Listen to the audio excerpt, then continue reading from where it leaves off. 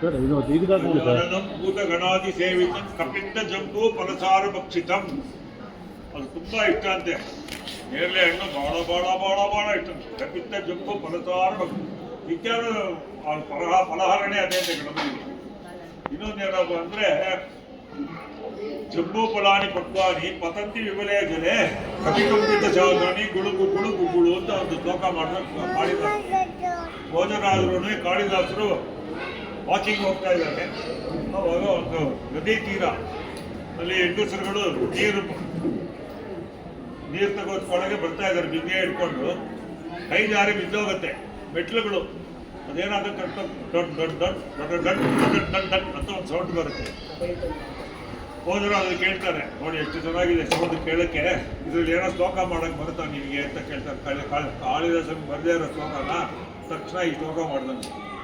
ಜಂಬೂಫಲಾನಿ ಪುಷ್ಪಾನಿ ಪತಂತಿ ವಿಮಲೇ ಜಲೆ. ಒಂದು ದೊಡ್ಡ ನೇರಳೆ ಹಣ್ಣು ಮರ ನದಿ ತೀರದಲ್ಲಿದೆ. ನದಿ ಶಾಂತವಾಗಿ ಕೂತ್ಕೊಂಡಿದೆ. ಅದ್ರ ಮೇಲೆ ಕಪಿಗಳಿದೆ. ಆ ಕಪಿ ಏನ್ ಮಾಡುತ್ತೆ ಅಂತ ಒಂದು ಕಪಿ ಕಂಪಿತ ಶಾಖಾನಿ ಒಂದು ಇದರಿಂದ ಇನ್ನೊಂದು ಕಡೆಗೆ ಹಾರ್ತಾ ಇದೆ. ಅದು ಹಾರೋವಾಗ ಅದರ ಹಣ್ಣುಗಳೆಲ್ಲ ಉದುರಿ ಬೀಳ್ತಾರೆ. ಗುಡು ಗುಡು ಕುಕ್ಕುಡು ಗುಡು ಗುಡು ಕುಕ್ಕುಡು. ಇದನ್ನು ಸೌಂಡ್ ಒಂದೇ ಸೆಕೆಂಡ್ ಬಿದ್ದಿಗೆ ಬಿದ್ದಿದ್ದು ಸೌಂಡನ್ನು ಕೇಳಿಸ್ಕೊಂಡು ತಕ್ಷಣ ಮಾಡೋ ಒಂದು ಕೆಪಾಸಿಟಿ ಭಾರತ ದೇಶದಲ್ಲಿ ಮಹಾದಲ್ಲಿ ಬರುತ್ತೆ ಅಂತ ಬೇರೆಯವ್ರು ಬರಲ್ಲ.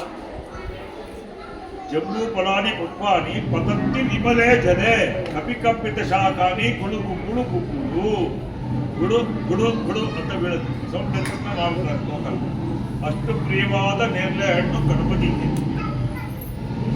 ಈಗ ನೋಡಿದ್ರೆ ಮಳೆ ಬರಲ್ಲ ಅಂತ ಖಂಡಿತ ಬರುತ್ತೆ. ಏನು ಯೋಚನೆ ಮಾಡಬೇಕು, ಸ್ವಲ್ಪ ಎಲ್ಲ ನೀರು ಬಂದೇ ಬರುತ್ತೆ ಅನ್ನೋ ಗ್ಯಾರಂಟಿ ಇದೆ. ಏನು ಯೋಚನೆ ಮಾಡಬೇಕಿಲ್ಲ, ಬಂದೇ ಬರುತ್ತೆ. ಯಾಕೆಂದರೆ ಅಲ್ಲಲ್ಲಿ ವಿಶೇಷ ನಡ್ಕೊಂಡು ಹೋಗ್ತಾನೆ ಇದೆ. ನಾವು ಯಾತ್ರೆಗೆ ಹೋಗ್ತಾ ಇದ್ದೀವಿ, ಅಲ್ಲಿ ಅಯೋಧ್ಯೆಗೆ ಹೋಗ್ತಾ ಇದ್ದೀವಿ ಈ ವರ್ಷ ಕೊನೆಯಲ್ಲಿ. ಅಕ್ಟೋಬರ್ 23ನೇ ತಾರೀಕಿಂದ ನವೆಂಬರ್ 2ನೇ ತಾರೀಕುವರೆಗೂ ಅಲ್ಲಿ ಪುರುಷೋತ್ತಮ ನಮ್ಮ ಕಡೆಯವರಿಗೆಲ್ಲ ಬುಕ್ ಮಾಡಿಬಿಟ್ರೆ ಏರ್ ಟಿಕೆಟ್ 35 ಜನಕ್ಕೆ ಮಾಡಿದ್ವಿ. ಒಟ್ಟು 500 ಜನ ಸೇರ್ತಾರಲ್ಲಿ. ನಾವೇ ಅದನ್ನ ನಿರ್ವಾಹ ಮಾಡ್ತಾ ಇರೋದು. ರಾಮಾಯಣ ಓದಿದ್ರೆ 9 ದಿನ ಓದಬೇಕು ಅಂತ ಒಂದು ಕ್ರಮ ಇದೆ. ಭಾಗವತ ಓದಿದ್ರೆ 7 ದಿನ. ಭಾಗವತ ಸಪ್ತಾಹ, ರಾಮಾಯಣ ನವಾಹ ಅಂತಾರೆ. ಅಲ್ಲಿ ಏನ್ ಮಾಡ್ತಾ ಇದೀವಿ ಅಂದ್ರೆ 124 ಜನ ಒಂದೇ ಪ್ಲಾಟ್ಫಾರ್ಮ್, ಒಂದೇ ವೇದಿಕೆ ಮೇಲೆ ಕೂತ್ಕೊಂಡು ರಾಮಾಯಣ ಪಾರಾಯಣ ಮಾಡ್ತಾರೆ. ಬೆಳಗ್ಗೆ 6 ಗಂಟೆಗೆ ಶುರು ಮಾಡಿದ್ರೆ ಮಧ್ಯಾಹ್ನ 12:30 1 ಗಂಟೆಗೆ ಮುಗಿಸ್ತಾರೆ. ಮಧ್ಯೆ ಅವ್ರಿಗೆಲ್ಲ ಕಾಫಿ ಟಿಫನ್ ಎಲ್ಲ ಇರುತ್ತೆ. ಆದರೆ ಟಿಫನ್ ಕೂರ್ಸ್ ಬಡಿಸಲ್ಲ.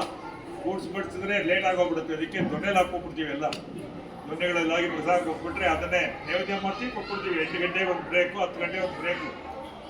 ಚತುರ್ವೇದ ಪಾರಾಯಣ ನಡೀತಾ ಇರುತ್ತೆ.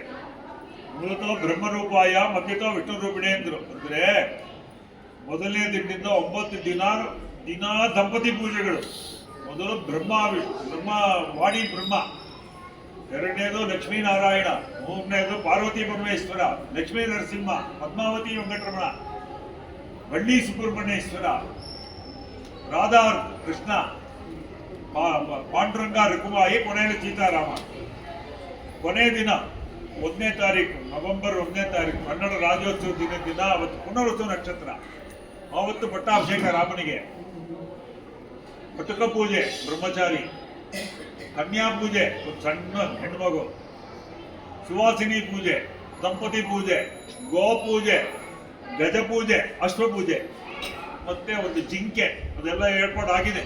ನಿನ್ನೆ ಬಂತು ಸಮಾಚಾರ ಬಂದ್ಬಿಡ್ತು. ಎಲ್ಲ ಏರ್ಪಾಡು. ಒಂದು ಜಿಂಕೆ ಬರುತ್ತೆ, ಒಂದು ಹಸು ಬರುತ್ತೆ, ಒಂದು ಆನೆ ಬರುತ್ತೆ, ಒಂದು ಕುದುರೆ ಬರುತ್ತೆ. ಇದೆಲ್ಲ ಪೂಜೆ ಮಾಡಿ ಚಂಡಿ ಹೋಮ, ಚಂಡಿ ಹೋಮ ಪೂರ್ತಿ ಮಾಡಿದ ತಕ್ಷಣ ಅಲ್ಲಿ ಪಟ್ಟಾಭಿಷೇಕ.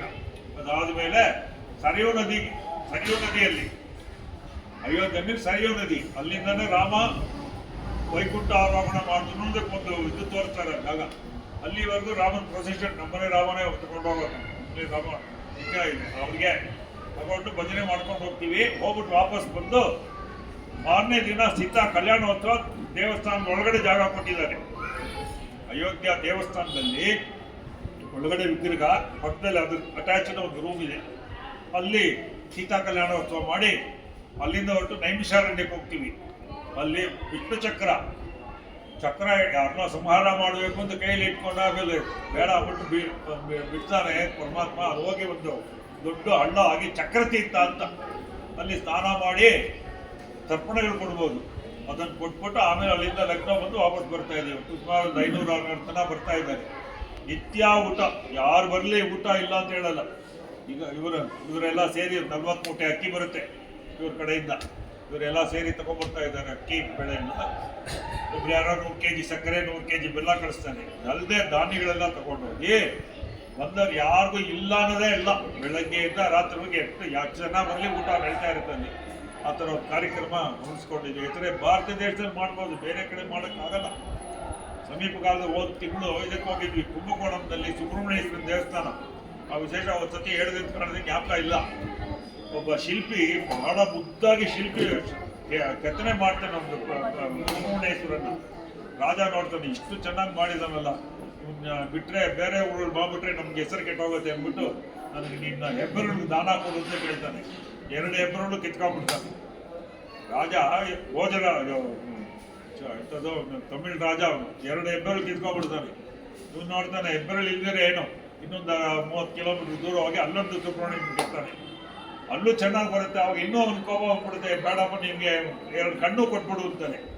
ಈ 8 ಬೆರಳಿಂದ ಮಾಡಿದ್ರಿಂದ 8 ಕುಡಿ ಸುಬ್ರಹ್ಮಣ್ಯೇಶ್ವರ ಅಂತ ಅಲ್ಲಿಗೆ ಆ ಸುಬ್ರಹ್ಮಣ್ಯೇಶ್ವರ ಹೆಸರು. ಅಲ್ಲಿಂದ ಮುಂದೆ ಹೋದ್ರೆ ಎಣ್ಗಣ್ ಸುಬ್ರಹ್ಮಣ್ಯೇಶ್ವರ ಅಂತ. ಅಲ್ಲಿ ಏನ್ ಮಾಡ್ತಾನೆ, ಸುಬ್ರಹ್ಮಣ್ಯೇಶ್ವರ ಒಂದು ಹೆಣ್ಮಗು ರೂಪದಲ್ಲಿ ಬಂದು ಈ ಶಿಲ್ಪಿ ಕೆಲಸ, ಕಣ್ಣಿಲ್ಲ ಬೆರಳಿಲ್ಲ, ಹಾಗೆ ಮಾಡ್ತಾನೆ. ಹಾಗೆ ಮಾಡಿದಾನೆ. ಇದೆ ನನ್ನ ಸೆಲ್ಲಲ್ಲಿ ಇವಾಗ ತಿರುಗಿ ಫೋಟೋ ಕಳಿಸಿದ್ದಾರೆ, ಬೇಕಾದ್ರೆ ಆಮೇಲೆ ನೋಡ್ತೀನಿ.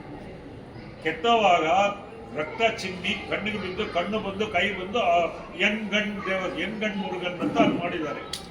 ಕಣ್ಣಿಲ್ದೇವರು ಅಲ್ಲಿ ಹೋದ್ರೆ ಕಣ್ಣು ಬೇಗ ವಾಸಿ ಆಗತ್ತಂತೆ. ಅಲ್ಲೋಗಿ ಒಳ್ಳೆ ಕಲ್ಯಾಣ ಮಾಡಿ ಅಲ್ಲಿರೋರಿಗೆಲ್ಲ ಬಟ್ಟೆಗಳೆಲ್ಲ ಕೊಟ್ಟು ಊಟ ಮಾಡ್ಕೊಂಡು 1 ತಿಂಗಳು ನೋಡಿ ಬಂದ್ವಿ.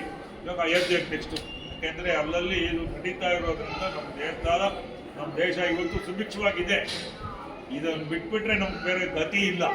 ಅದರಿಂದ ಎಲ್ಲಾನ ಅನ್ನದಾನ ಮಾಡ್ತಾರೆ ಅಂದರೆ ಕೊಟ್ಬಿಡಿ, ಏನೋ ಉಪ್ಪು ಕೊಡಿ ಸಾಕು. ಇಡೀ ಉಪ್ಪು ತಗೊಂಡಾಗ ಎಲ್ಲ ಹಾಕಿದ್ರೆ ಸಾಕು, ಯಾರ ಹೊಟ್ಟೆಲಿ ಉಪ್ಪು ಅಂದರೆ ಸಾಕು. ಒಂದು ಇಡೀ ಅಕ್ಕಿ ಹಾಕಿ, ಇಲ್ಲ ಒಂದು ಅಡಿ ಬೇಳೆ ಹಾಕಿ ನಡೀತಾ ಇರಬೇಕು. ಆ ಥರ ಇರಬೇಕು ಅಂತ ಪ್ರಾರ್ಥನೆ ಮಾಡ್ತೇವೆ. ಮಹಾಮಂಗಳ ಅಕ್ಕಿ ಕೀರ್ತಪದ ನಿಯೋಗ ಈ ನೇರ್ಲ್ಯಾಂಡ್ ಅಂಶ ಅರ್ಚನೆ ಮಾಡಬೇಕು. ನಮ್ಮ ಜಮ್ಮು ಗಣಪತಿಯನ್ನು ನಿಧಿ ಮಾಡಿದ್ದಾರೆ, ಅಲ್ಲಿಂದ ಇದ್ದೀವಿ.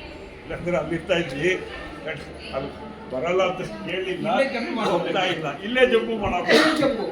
ಈ ಫಲ ಅವನು ಬಹಳ ಅಲ್ಲಿ ಏನಪ್ಪ ಅಂದರೆ ಆ ದೇವಸ್ಥಾನದಲ್ಲಿ ಮರ ಇದೆ, ಅದ್ರ ಅಡಿಲಿರೋದ್ರಿಂದ ಜಮ್ಮು ಗಣಪತಿ ಅಂತ ಹೆಸರಿಟ್ಟಿದ್ದೀವಿ.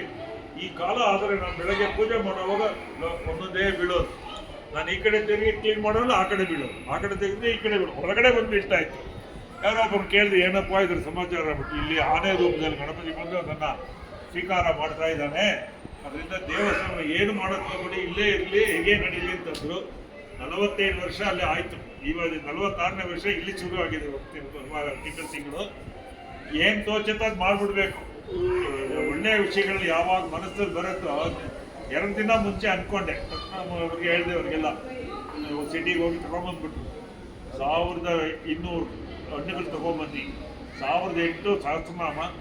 ಹೋದ ವರ್ಷ ಅಭಿಷೇಕ ಮಾಡಿದ್ವಿ, ನೀವೆಲ್ಲ ಮಾಡಿದ್ವಿ. 108 ಅರ್ಚನೆ ಮಂತ್ರ ಪುಷ್ಪಕ್ಕೆ ಮಿಕ್ಕಿದ್ದು ಎಲ್ಲರಿಗೂ ಪ್ರಸಾದವಾಗಿ ಕೊಡ್ತಾರೆ. ಆಮೇಲೆ ಎಲ್ಲರೂ ನಿಧಾನವಾಗಿ ಇದ್ದು ತೇಜ್ಕೊಂಡು ಹೋಗಿ ಅಂತ ಪ್ರಾರ್ಥನೆ ಮಾಡ್ತಾ ಮಹಾಮಂಗಳ